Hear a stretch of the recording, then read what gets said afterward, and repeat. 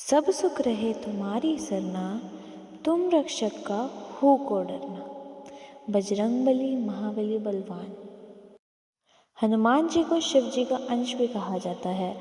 और क्या आपको पता है कि शिव जी और हनुमान जी की एक लड़ाई भी हो चुकी है।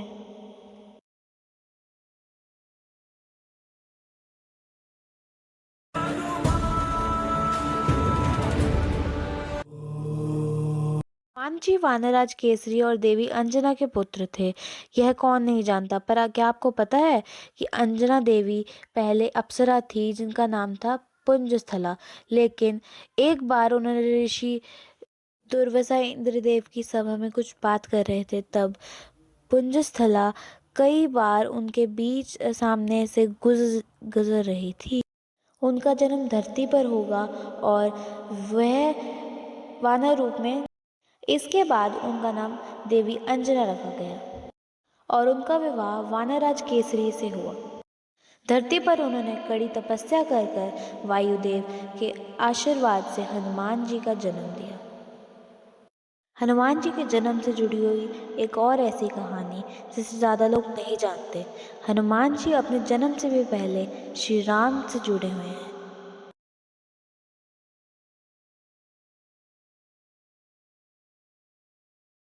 तब अग्निदेव ने प्रकट होकर उन्हें प्रसाद में खीर दी थी।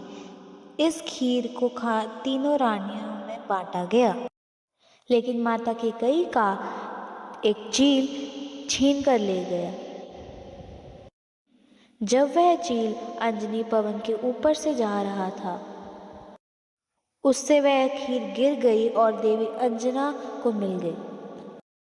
उस खीर को माता अंजनी ने खा लिया और इसके बाद हनुमान जी का जन्म हुआ। हमने हमेशा से एक ही नाम सुना है बजरंगबली का, हनुमान जी, पर यह उनका असली नाम नहीं है। हनु यानी कि ठोडी या फिर जबाड़ा। रामायण के किष्किंधा कांड के अनुसार बचपन में जब हनुमान जी धरती से सूरज को देख रहे थे, तब उन्हें सूरज लगा कि वह एक पका आम हुआ। तब रास्ते में इंद्रदेव आए और उन्होंने उन्हें रोकने की कोशिश की, और इसी बीच हनुमान जी को बहुत चोट आई। उनके पिता यानी वायुदेव उन्होंने हर जगह की हवा रोक दी।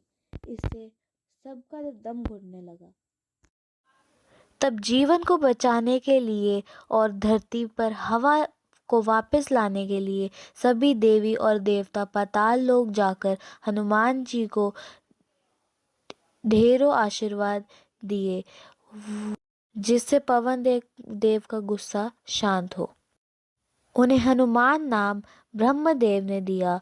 उन्हें ब्रह्मांड के अंत तक जीवित रहने का वरदान दिया गया और विष्णु जी ने उन्हें आजीवन सबसे बड़ा भक्त होने का वरदान दिया।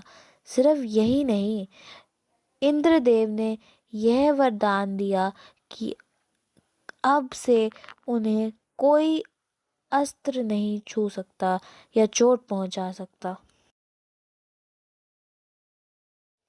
ऐसा माना जाता है कि हनुमान जी और शिव जी के अवतार हैं, लेकिन अगर हम आपसे कहें कि हनुमान जी और शिव जी की बीच में भयंकर युद्ध हुआ है। श्री राम ने अश्वमेध यज्ञ का आयोजन किया था।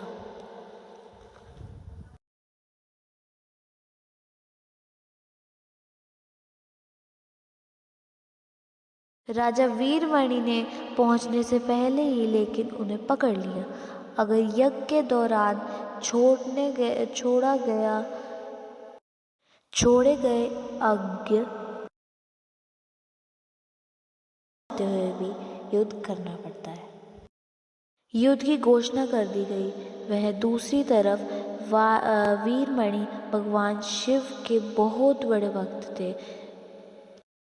इस युद्ध को जीतने के लिए उन्होंने महादेव से मदद ली। महादेव तैयार तो हो गए, पर एक शर्त पे। उन्होंने कहा कि वह श्री राम खुद आएंगे युद्ध करने, तो वह कोई भी शस्त्र नहीं उठाएंगे। वीर शिवजी वीरभद्र का रूप लेके आए। युद्ध भूमि में आकर एक घमासान युद्ध हुआ जिसमें भरत जी के बेटे पुरुषकल की मृत्यु हो गई। देख हनुमान जी स्वयं युद्ध भूमि में आ गए। उन्होंने बड़े से पत्थर को उठाकर शिव जी की ओर फेंका।